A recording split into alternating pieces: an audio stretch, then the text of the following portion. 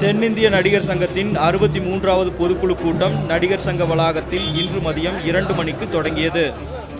பலத்த காவல்துறையினரின் பாதுகாப்போடு நடந்து வரும் இந்த நடிகர் சங்க பொதுக்குழு கூட்டத்தில் 2000 நடிகர் நடிகைகள் கலந்து கொள்வார்கள் என்று எதிர்பார்க்கப்படுகிறது.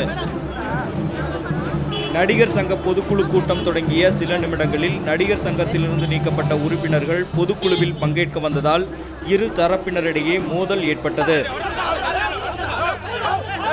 இந்த மோதலில் நடிகர் சங்க துணைத் தலைவர் கருணாசின் கார் கண்ணாடி பாபு என்பவரால் உடைக்கப்பட்டது.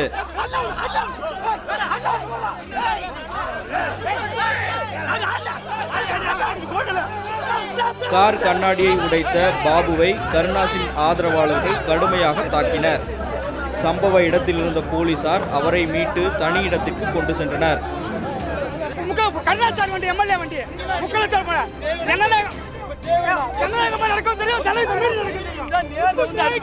வண்டி டிரைவர் ஒழுங்கா பாதுகாப்பு வச்சிருக்கோமே.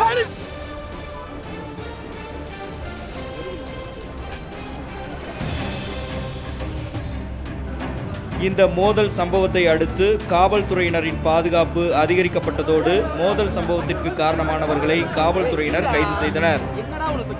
நாசர் தலைமையில் மதியம் 2 மணிக்கு ஆரம்பிக்கப்பட்ட பொதுக்குழு கூட்டம் இன்று மாலை 6 மணி வரை நடைபெறும் என்பதோடு தமிழ் சினிமாவின் 100ஆண்டு விழா மற்றும் எம்ஜிஆரின் 100ஆண்டு விழா ஆண்டறிக்கை ஆகியவை இந்த பொதுக்குழு கூட்டத்தில் முக்கிய இடம்பெறும் என்றும் எதிர்பார்க்கப்படுகிறது.